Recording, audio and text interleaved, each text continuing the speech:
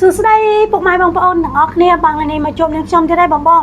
ថ្ងៃនេះរៀងប្លែកទៀតហើយទៅផ្សារទិញបានរបស់ពិសេសមកតាមដានទាំងអស់គ្នាថាអីគេតែននេះបងអើយពុកម៉ែងើពីប្រលឹមទៅទិញវាបាន1គីឡូបង1គីឡូ30000បកងប៉ារសជាតិអែមហួរមកបង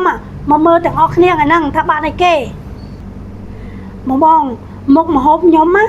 បើអត់មានម្ទេសខ្ញុំចូលចិត្តហូបម្ទេសបងអញ្ចឹងមុខម្ហូបថ្ងៃហ្នឹងគឺខ្ញុំប្រើម្ទេសច្រើនមានម្ទេសមានក្រូចឆ្មាមានជីវ៉ាន់ស៊ុយមានការ៉ុតមានតកួនចិនមានសាឡាត់ស្រួយសំខាន់មានត្រួយស្រួរទៀតបងហើយនឹងម្រះតើបងទៅតាមដានមើលទាំងអស់គ្នាថាថ្ងៃហ្នឹងខ្ញុំយកបកងប៉ាមកធ្វើមុខម្ហូបអីបងមកបើសិនជាបងអត់ទាន់ចេះបកបកងប៉ាឲ្យនៅទៅសាច់ណាបងមកតាមដានមើលខ្ញុំទាំងអស់គ្នាតើបកងប៉ាយើងបកមិននេះបងជាដំបូងយើងកាត់វាអស់ចឹងមកនេះកាត់វាទាំងសងខាងណាបងពេលដែលយើងកាត់ទៅវានៅជាប់សាច់តិចយើងសើកចុងកន្ត្រៃយើងចូលមកនេះបងឃើញទេនឹងកាត់វាដាច់ចឹងមកហើយយើងចាប់ដើមបកវានេះបងឃើញទេពេលដែលយើងកាត់ស្អាតបងឃើញទេនេះសាច់បកងប៉ាយើងណាបងធ្វើបកងប៉ាហ្នឹងតូលតែរៀងអត់ធ្មត់បន្តិចដោយសារអីវារៀងពិបាកបងពេលដែលកាលណាដែលយើងបខំទៅវាកាត់បានស្អាតណានេះបងមើលនេះឃើញទេនេះបងនេះឃើញស្អាតទេហើយយើងដាក់ត្រាំតកកវាមកបងអើយល្អមែនតើនេះដាក់វាចឹងមក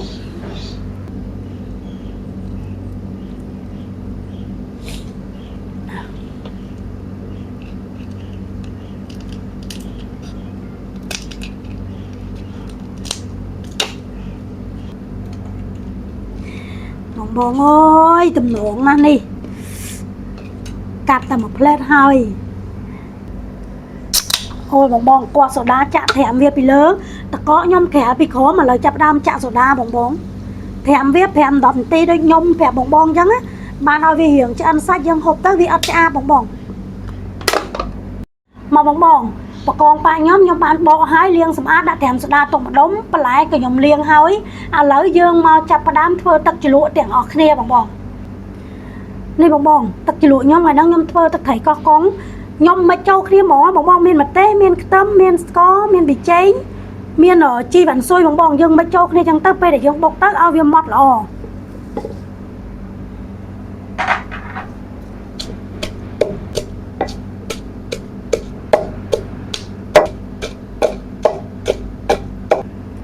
បងឥឡូវគ្រឿងខ្ញុំបុកម៉ត់ហើយខ្ញុំចាប់ផ្ដើមចាក់ទឹកត្រីចូលទឹកត្រីប្រើមួយវែកបានហើយបងឥឡូវយើងចាប់ផ្ដើមច្របាច់ក្រូចចូលបងក្រូចនេះប្រើមួយផ្លែបងប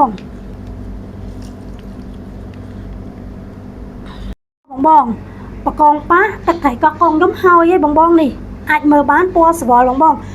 កុំភ្លេចជួយ share YouTube ខ្ញុំម្នាក់មួយផងបងណាឈ្មោះ YouTube ឈ្មោះ Page ឈ្មោះតែមួយឯងបងឈ្មោះម៉ាក់ស្រីពេជ្រណាបងណាអរគុណច្រើនបង